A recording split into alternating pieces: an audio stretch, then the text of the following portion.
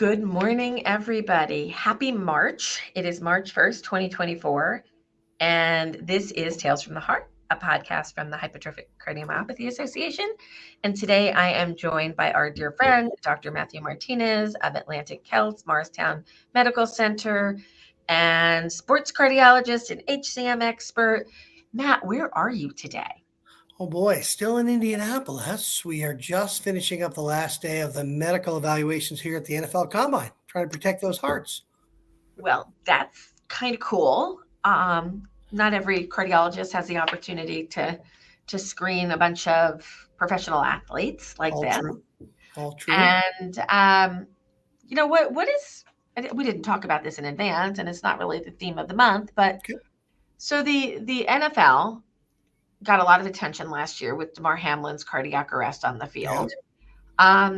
What's it like doing a screening for professional athletes, and what's it like working with the NFL?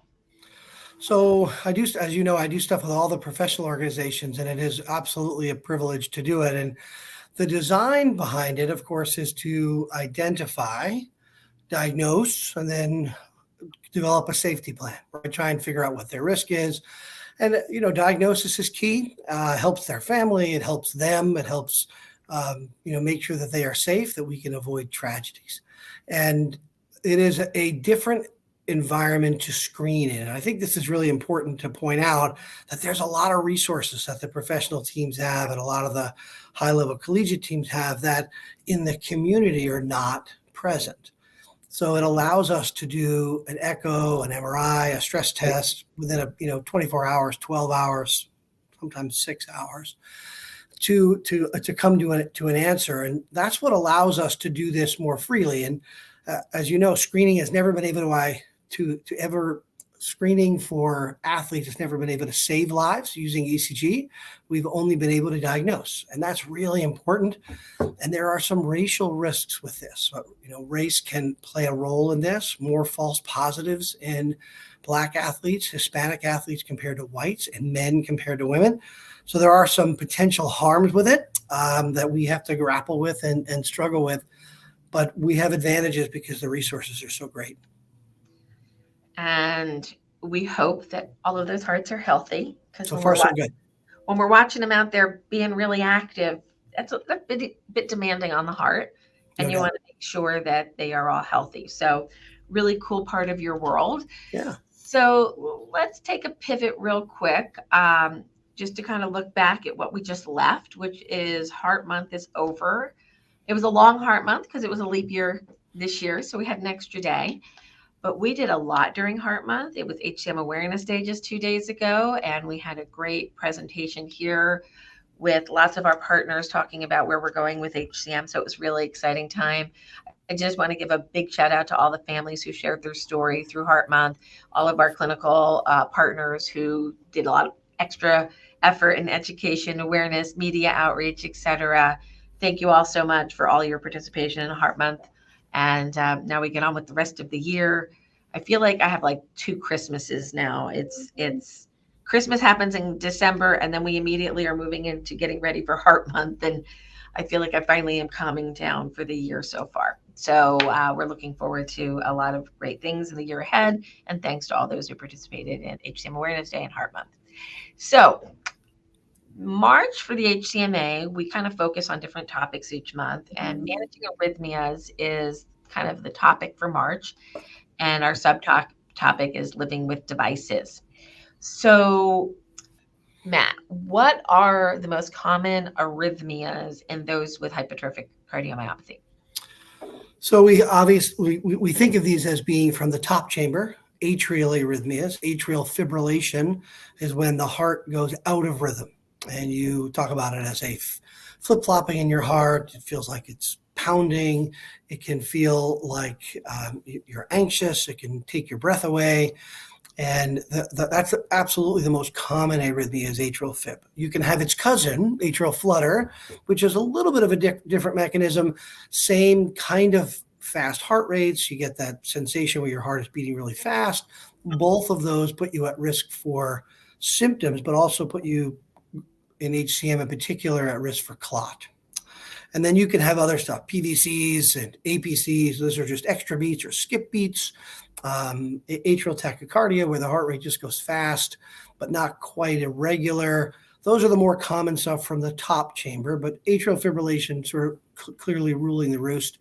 The one we worry about the most is from the bottom chamber, right? Ventricular tachycardia. That's from the muscle part, the pumping chamber part. And those can they can lead to cardiac arrest. They can make you pass out. People can describe that they just feel like their heart is beating, pounding very quickly. That can also take your breath away. Some people even describe impending doom, which if you're a clinician listening, those are words we should heed, right? In this condition, if the patient tells you it was beating fast, I felt like I was going to die, those are scary words for me and really require some added level of protection and workup. And then, of course, ventricular fibrillation is when the heart stops. That's cardiac arrest. Different than a heart attack, where you get a blockage in the heart artery that leads to damage to the heart muscle, and then you can get rhythms related to that. But in HCM, the heart is beating 1 minute and then not beating the next. And the only way to fix that, of course, is with a shock. So those are the big topics, and then we're going to take a little bit of a dive into each of them. So let's talk about the more benign arrhythmias. So PACs, PVCs. So we feel them, and some of us can have quite a significant PVC burden. So what is a PVC? Let's start with that. And are they dangerous or concerning? And what should you do if you're having a lot of PVCs? So PVCs are extra beats that come from the bottom chamber of the heart, and APCs are extra beats that come from the top chamber, V being the ventricular, A being the atrial, so PACs, top chamber, PVCs, bottom chamber.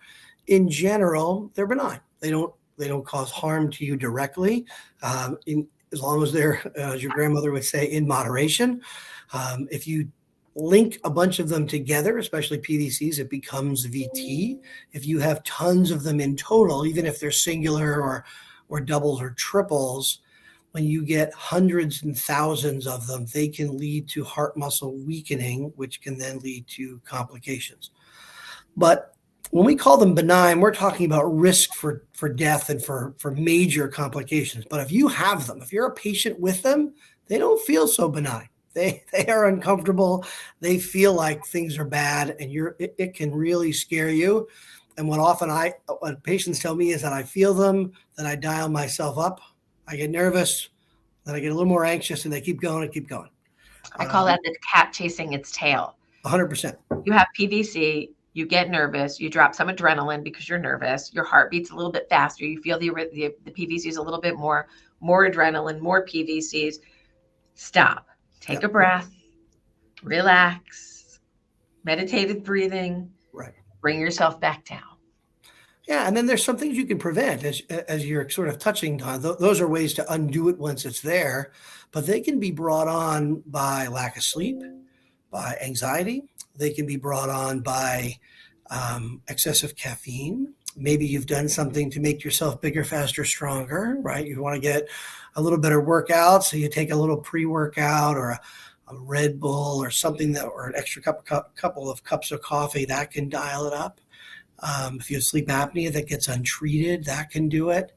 I think I said lack of sleep, and of course, alcohol can do it. Alcohol is one of those triggers where I'm not suggesting you can't have alcohol, but if it's something that generates rhythm changes, it may be something you need to curtail or eliminate altogether. So there are some things you can do to help yourself. I love what you said about deep breaths and meditated breathing. This is a chance to take a moment in quiet place, no TV, put the phone away, really try and calm yourself down. That usually helps. And then hydrate. You got to hydrate. Usually dehydration brings it on. A lot of patients will call at night and say, I get a lot of sleep last night. This morning I woke up and my heart is just racing. And I remind them that hydration is still key for all parts of HCM. So those are the usual stuff to get yourself out of trouble in this. And then on occasion, there's too many of them and you need therapy. You need a medicine, sometimes what we call a pill in the pocket, where you keep it with you and you might pop a pill to try and pop a pill like a beta blocker, a calcium channel blocker, or maybe even something stronger to try and melt away those PVCs. That would be something you'd really want to talk to your HCM expert about, because it's not something that you want to dabble in. Because your sister does it or your neighbor doesn't necessarily mean it's safe for you. Some of those drugs are equal safety amongst all folks, and then some of them are actually much more dangerous in HCM than other conditions. So that's a really important conversation with your doctor. So those are PVCs, PACs, Yep. feel the same, have the same triggers typically for most people. Agreed. We just posted a blog post here so that people can go back and read it about know your triggers: chocolate, coffee, alcohol. What are your triggers? I know some people who cheese is their trigger. I don't quite understand the mechanism of that one, but it's definitely their trigger. So if you're having arrhythmias, one of the things that we recommend you do, we have an HCM journal that we provide to all of our members. Note what you ate 24 hours in advance, what you did 24 hours in advance, and see if you can help identify what your own individual triggers are. That can be very helpful for management over the long term.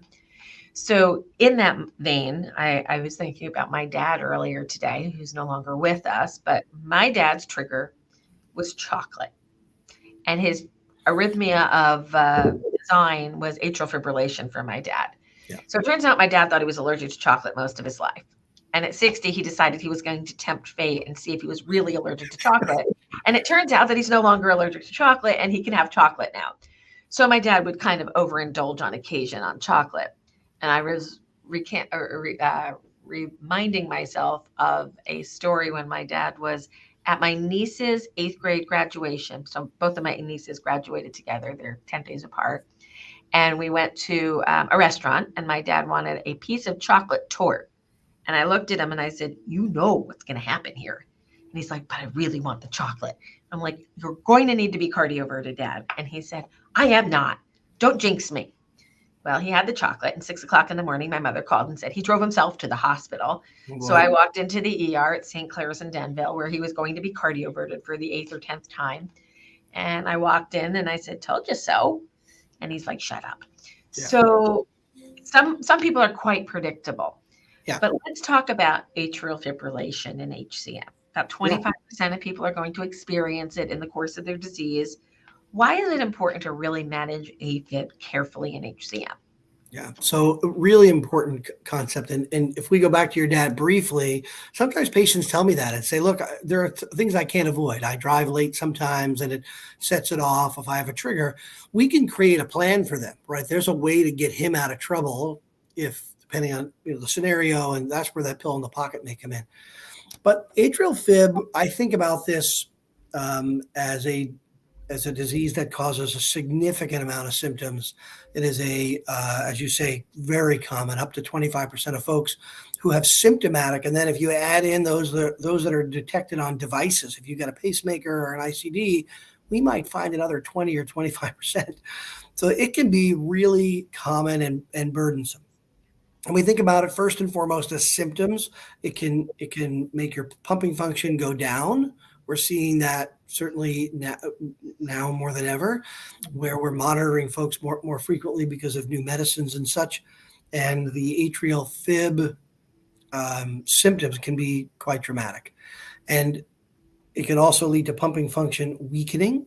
And if you leave it untreated, little by little, it definitely leads to a higher morbidity and a higher mortality. And that data early on suggested it didn't make any difference, but we have data from Ethan Rowan specifically that suggests that if we can aggressively treat it and get you into rhythm more frequently, you're going to do better. So that's really important.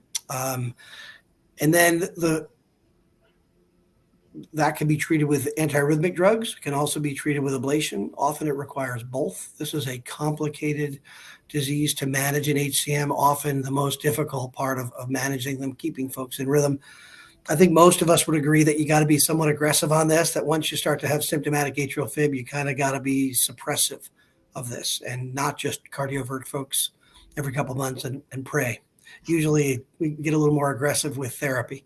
And then the thing we worry about the most is stroke, right? This is its own entity for stroke. When we talk about atrial fib in other diseases, we talk about a risk score to quantify who might benefit from blood thinner and who might not.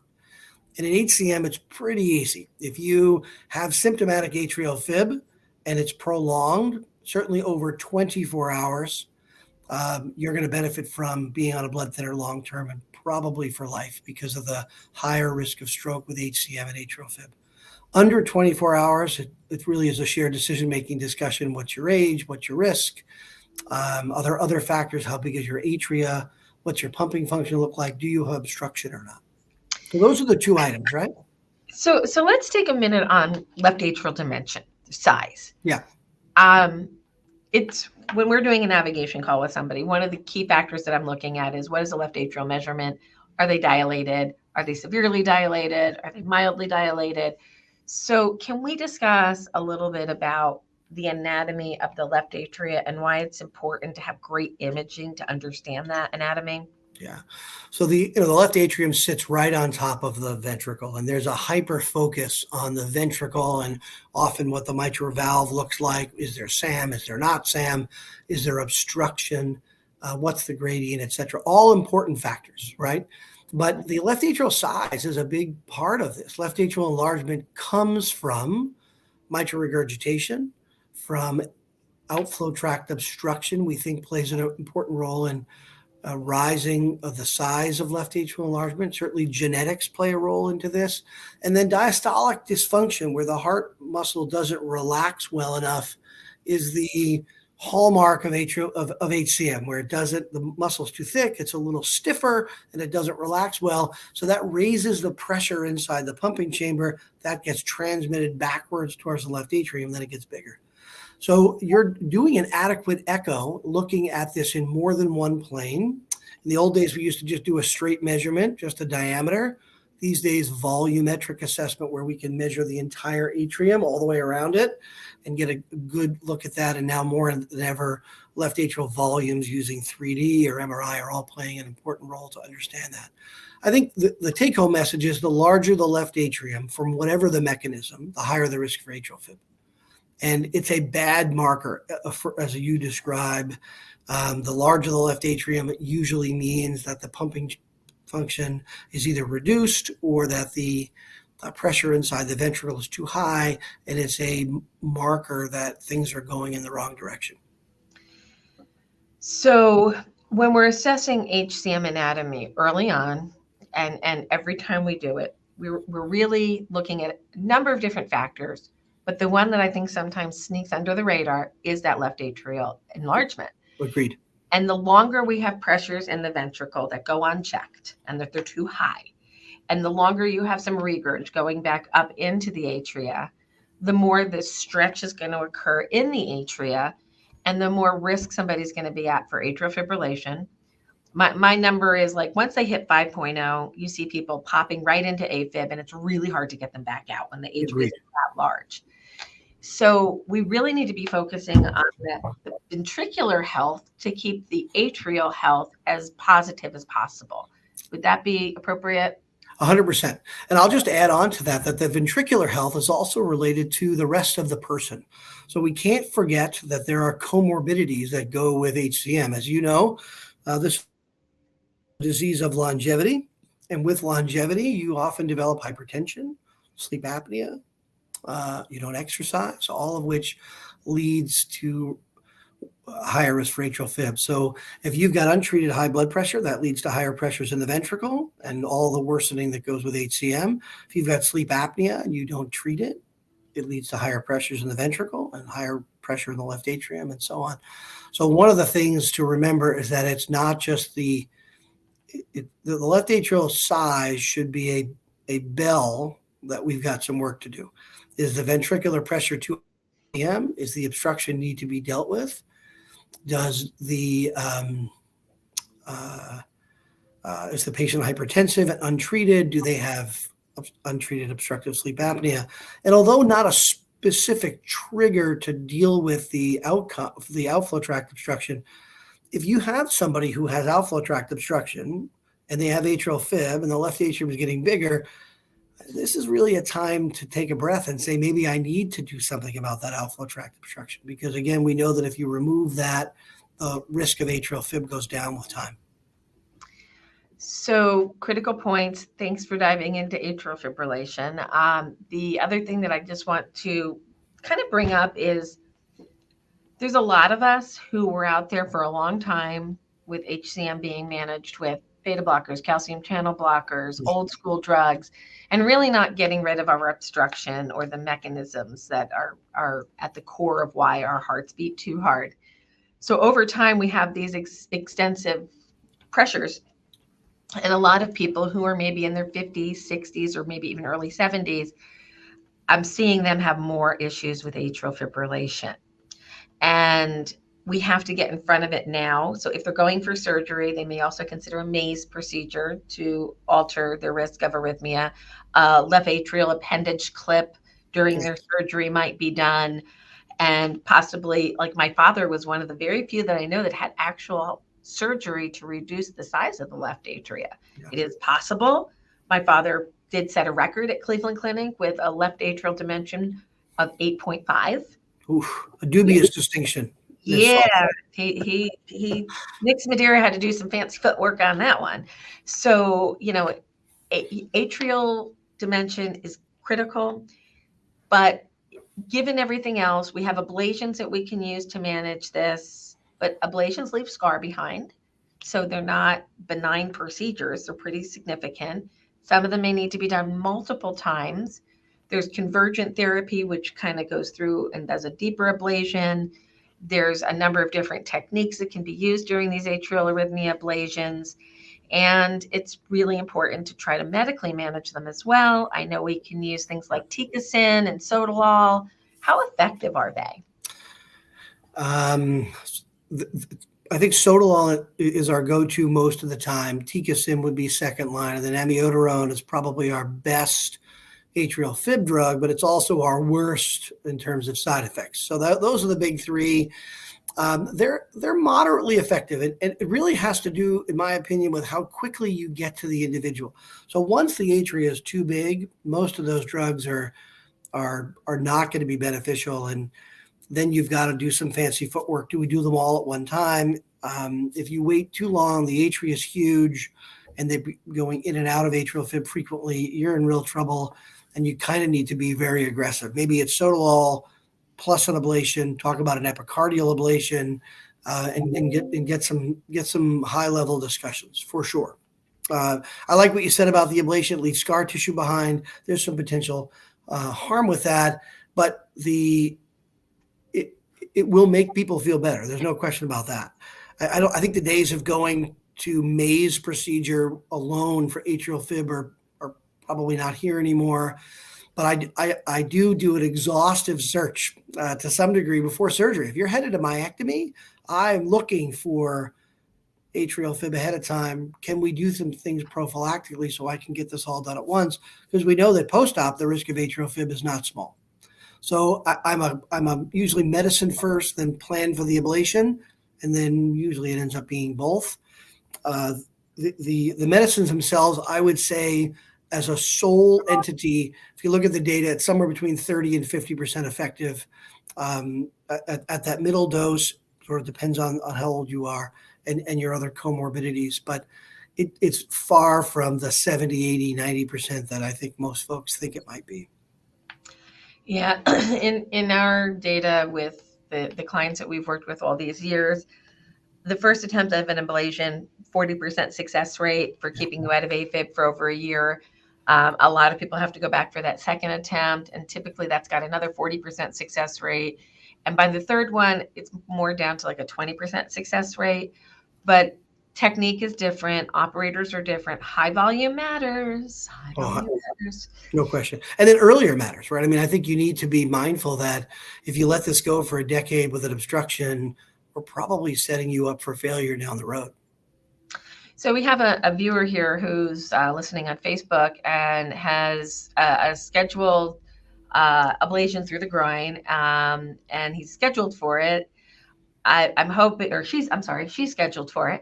And I'm hoping that's going to help her feel better. And we know that this is a tried procedure, but I do encourage you to use a high volume center of excellence for your AFib ablations, for HCM, because we do not function the way other hearts function here. Yeah. So think about that. And I'll tell you, stay tuned, right? I mean, there's still some discussion about the technique itself. The technique is not the way it was years ago. When I first started, they were 10 or 12-hour procedures. Now they're under 4 for the most part. And there's a discussion about radio frequency. Do we do balloon cryo? There's some other techniques. Rotors were discussed at one point. So it's still an evolving process. And as you say, it often requires a second ablation. I don't consider it a failure. I just think it's part of the process, right? Yeah, you don't want to burn too much. So let's talk about radio frequency versus cryo. Radio frequency is using heat and cryo is using cold, both to get to the point of killing the tissue and separating the pathway so that arrhythmia doesn't have a place to go. It terminates in a certain location. So really important to make sure that you know which you're doing and that you communicate it well as to what was tried in the past. Right. And it doesn't stop the atrial fib. It prevents it from coming out of those pulmonary veins. So the veins stick into the back of the atria, and then they sort of burn around them to prevent the atrial fib from coming into the atria and sort of taking over the rhythm. And it can be very effective. But as you say, volume matters. Sometimes you get an incomplete circle around the the pulmonary veins. And when that happens, it sometimes requires a touch-up procedure. And I think our hearts are a little bit more crafty than other hearts, and we build new pathways. Yeah, no doubt. We find ways to get through that burn. Yeah, so, agreed. So that's the atria. Now let's talk about the scary arrhythmias. So the ventricular arrhythmias. And I'm going to start in the rare spot, and then we're going to go to the more common. So let's talk about people with, oh God, my brain just died, Matt. I've been thinking too much this week. With left apical aneurysms. So that is a trigger spot for an arrhythmia. Why would an aneurysm predispose somebody to an arrhythmia? Yeah. So the tip of the heart is where that aneurysm occurs. And the term aneurysm is challenging for the non-clinician, because when we think aneurysm, if you Google that, which of course everyone does, you'll find brain aneurysms, you'll find aortic aneurysms, of which those tear and rupture, and those are scarier than a left ventricular aneurysm, which doesn't tear, but it does predispose you to ventricular arrhythmias, as you mentioned. And the mechanism, we think, is that over time, the ventricle pressure is so high from a thickened muscle that it causes damage to the lining of the muscle itself. And when it causes that damage, that leaves scar behind. That scar is a trigger, and that trigger leads to ventricular arrhythmias. And this is data from around 2008, I think, when we first kind of described this, where the ventricular aneurysms, the higher the risk for sudden death. And we still don't know the absolutes for this. How big does that have to be? How much scar in that aneurysm? But if we see it, it's enough for us to take a breath and talk to you about what that risk is. And it's mostly related to higher pressures inside the heart, damage to the muscle itself, and the amount of fibrosis in that damage. So that's the rare. Not many people have apical aneurysms, and that's not the risk for most people. So we know we have identified multiple risk factors for ventricular arrhythmias and sudden cardiac arrest in those with HCM. You want to review what some of the higher risk factor markers are? Yeah. So there are some easy ones, right? If you have a prior history of cardiac arrest, then you've earned yourself an ICD. Those are easy. If you have a sustained VT where you pass out from it, even if you didn't have cardiac arrest, that's enough to buy you a defibrillator. But then there are the ones that you're being risk stratified for. So you're seeing your doctor, and those are how thick the wall is. So 30 millimeters or thicker. We worry about a history of passing out, or what we call syncope, from a rhythm, from a documented rhythm, or something that sounds like it's from a rhythm itself. So for instance, if you have a wall thickness of 20, you clearly have HCM, and you go to get your blood drawn, or you watch a scary movie, or you watch somebody else get their blood drawn and you pass out, that's a different mechanism for syncope than saying, I was sitting quietly, I was walking across the room, my heart started to pound, the room started to cave, and I dropped over, and somebody needed to revive me, and they started CPR. That would be a scarier rhythm. So ventricular tachycardia is the other one. So non-sustained VT, where we document that, where the bottom chamber has a rhythm that is sustained for at least 10 beats, faster beats, over 200 beats a minute, and then multiple in a 24-hour period. So when you're seeing your doctor, right, we're looking at the echo for function. We're looking at a monitor for rhythm changes. We do that every year or two, depending on who you are and what your risk might look like. And wall thickness over 30 millimeters we worry about. And we also worry about the amount of scar. So when we're doing the MRI, we're looking for an accurate measurement of scar. We're also looking for an accurate measurement of wall thickness, because we know that it's better than echo at both of those things. And then we mentioned that apical aneurysm, family history of sudden death. So if you've got a family history in a patient with HCM who has sudden death, I'm worried about you, and we need to tease out whether or not that was truly related to HCM or not. And then the final one, I think, is LV dysfunction, where the pumping chamber drops below 50%. And that is also rare, but when it happens, we all pause. Absolutely.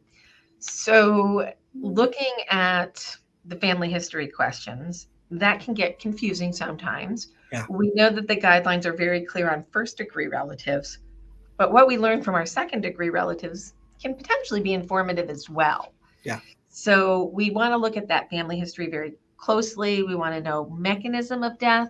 I actually did a reels on this through Heart Month about why it's important to know not only when somebody in your family may have passed away and whether or not they had a diagnosis of any heart problems, but how they died, whether it was stroke, whether it was heart failure, whether it was sudden, what happened, because that might indicate your individual risk or risks other places in the family. Yeah. So that's kind of important.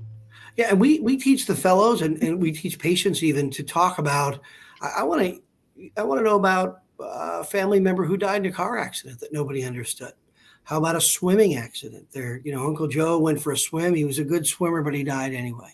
Or Aunt Sally was a runner and she went for a run and she never came back. Those are, car accidents, unexplained deaths. Those are often they're hard to dig into, but they are worth having that discussion. And most of us don't do a great job of knowing our family history. And it's an opportunity, while maybe mom and dad or brothers and sisters are still alive, to try and dig into that. I had this conversation with my dad, and he said, well, we have hardening of the arteries. And I said, all right, well, which ones? He said, what do you mean? I said, the ones in your heart, the ones in your head, the ones in your legs. He was like, I don't know. We always just said hardening the arteries. So this is a chance for you to dig into your family history. How'd they die? What was happening? What were the circumstances? And maybe it was that they weren't being a good steward, right? They were overweight, they smoked, they had poorly controlled diabetes. All right, that's helpful. But maybe it's that they were the opposite of that. They were really healthy. They looked healthy from the outside, as we always talk about the HCMers hiding.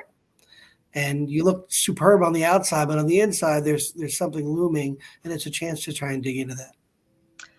So the other thing I want to talk about is mechanism of syncope. So taking bigger words and breaking them down smaller. Why did you faint? And if you fainted because you're obstructed, that doesn't necessarily mean that you need an ICD, because your faint was hemodynamic in nature and not arrhythmic in nature. So I've seen a lot of patients go very quickly from diagnosis because of a syncopal episode to an ICD. And I look at them and say, well, the ICD may not have been 100% necessary, because your syncopal episode probably wasn't due to an arrhythmia.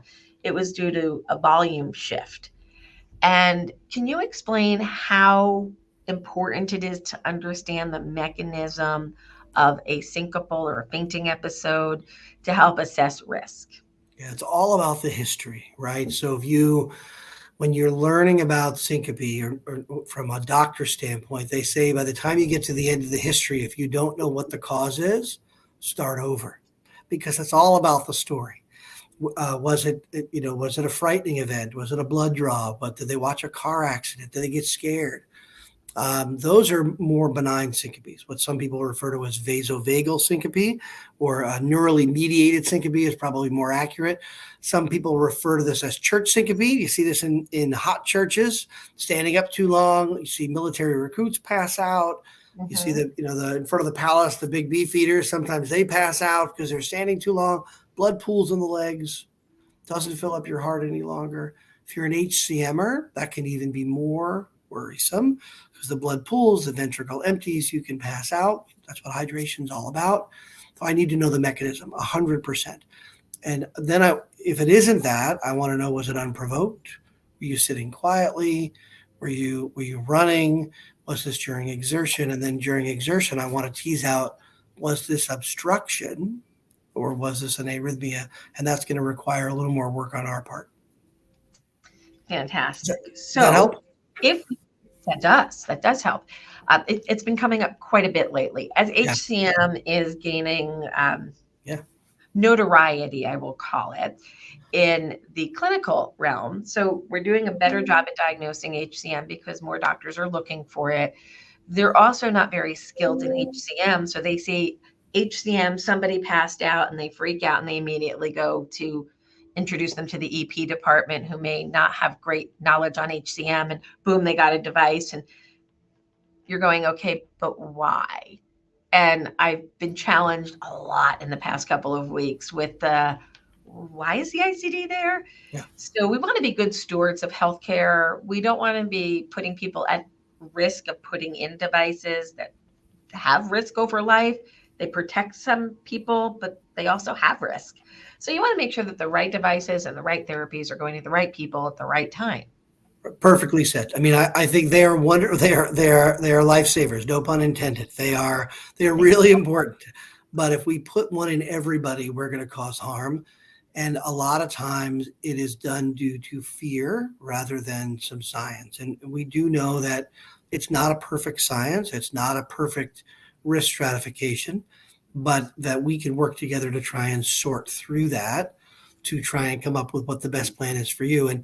And age really matters, right? So I lose more sleep under the under 20s, the under 30s, than I do the over 50s, the over 60s.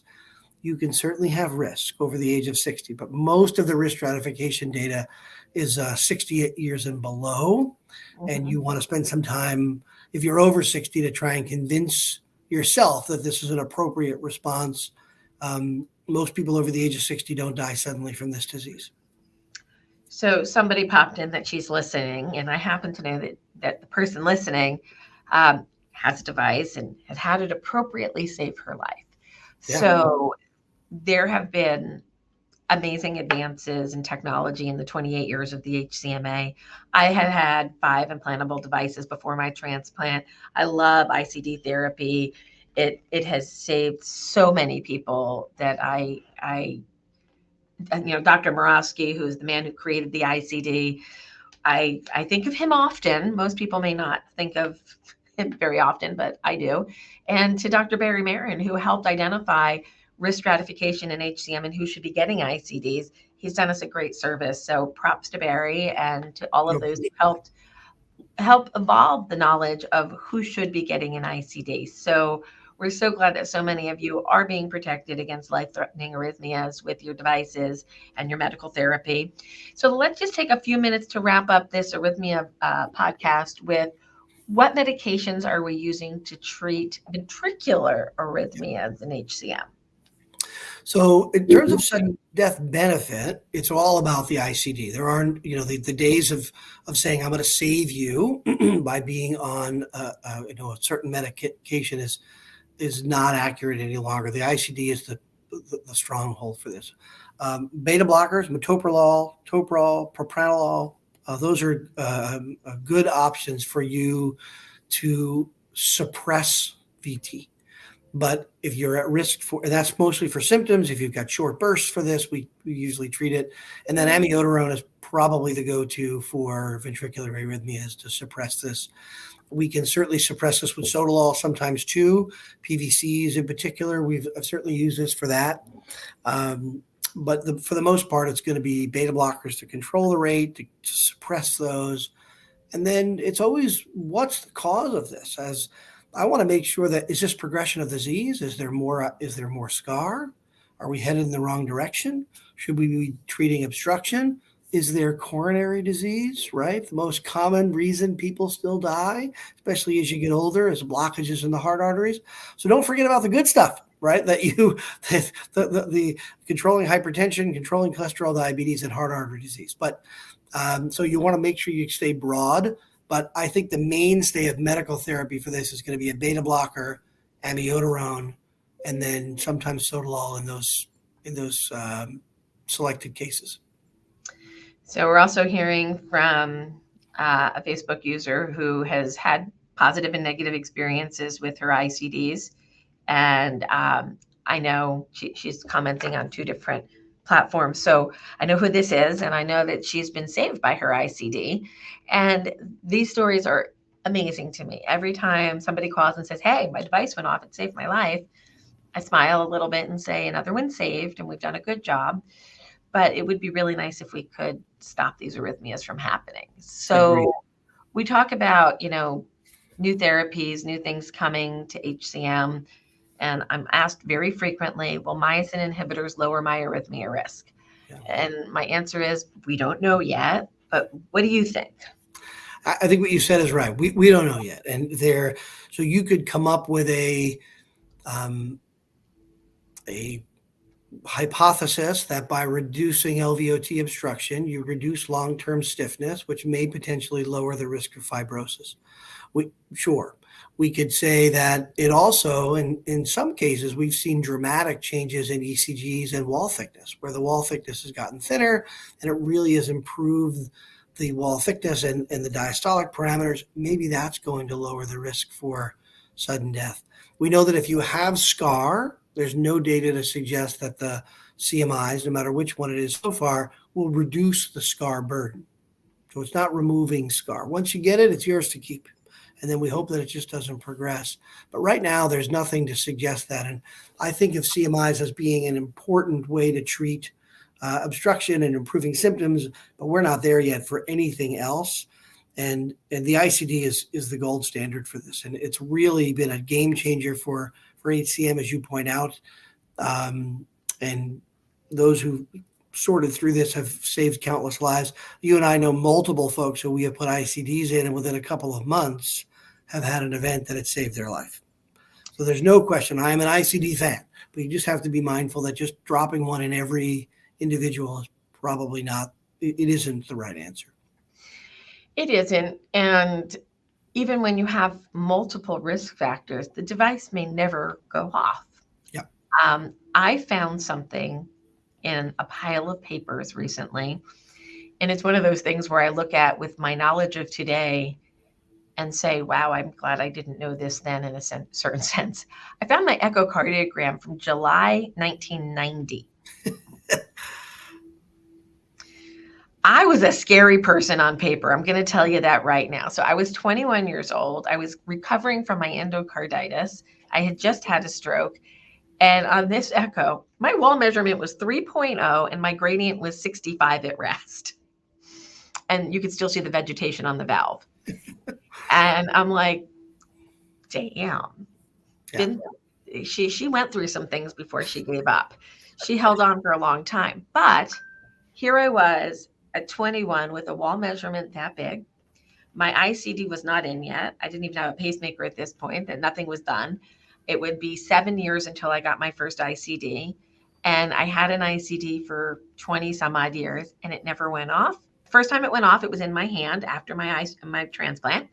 So it shocked my finger, not my heart. And it never went off.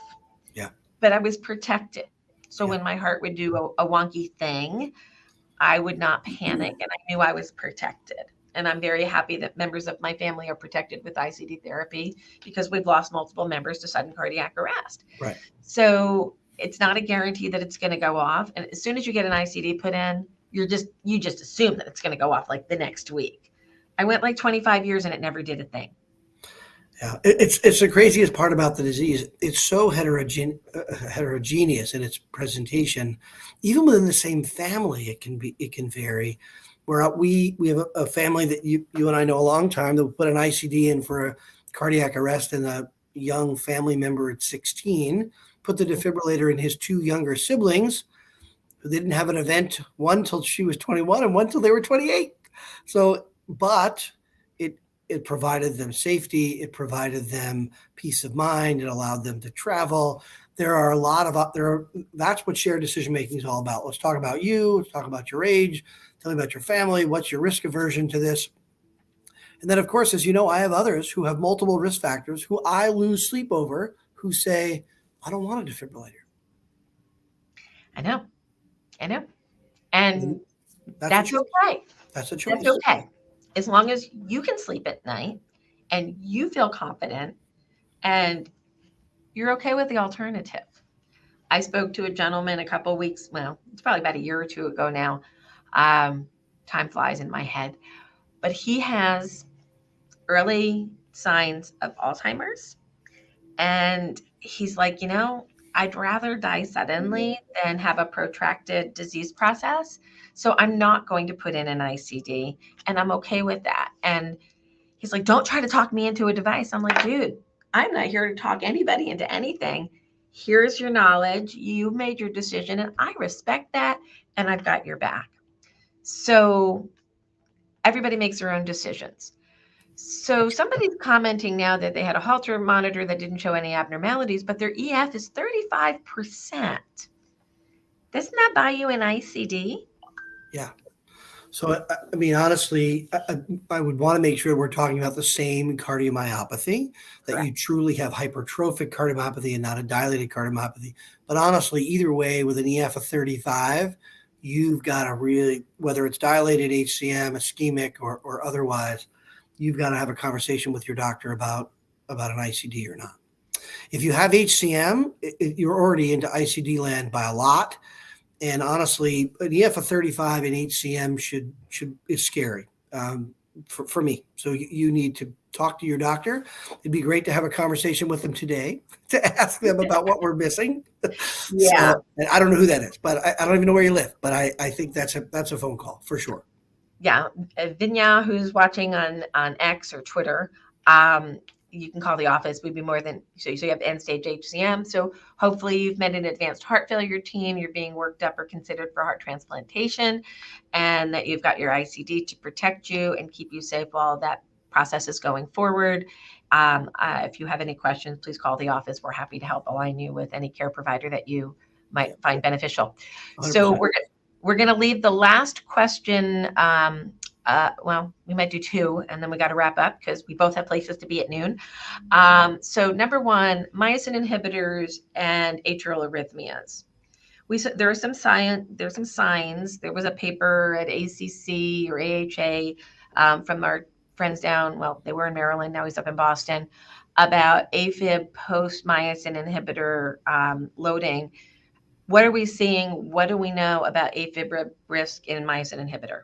Yeah, so it's an important question, and there's certainly a signal in the original trial of about 5% of folks who had atrial fib after mavacamten. We don't know the answer to that for the newest one, aficamten, just yet. That's not been shown yet. It may or may not. The extended, I think it was the OLE, showed that the rate of atrial fib may even be higher than 5%. So it is definitely a signal that makes us nervous. But if you go back to the beginning of this podcast, we said that atrial fib is so common in this condition. Is it just atrial fib and you happen to be on mavacamten? Or is that the mavacamten is driving more atrial fib? We don't know, and no one knows the answer to that. But that signal gives us all pause to pay attention to that. I think you'll see some more data on that. But if you take a breath and a step back on the mechanism, If you look at other things that we've done, like removing LVOT obstruction by surgery, long term, that seems to lower the risk for atrial fib.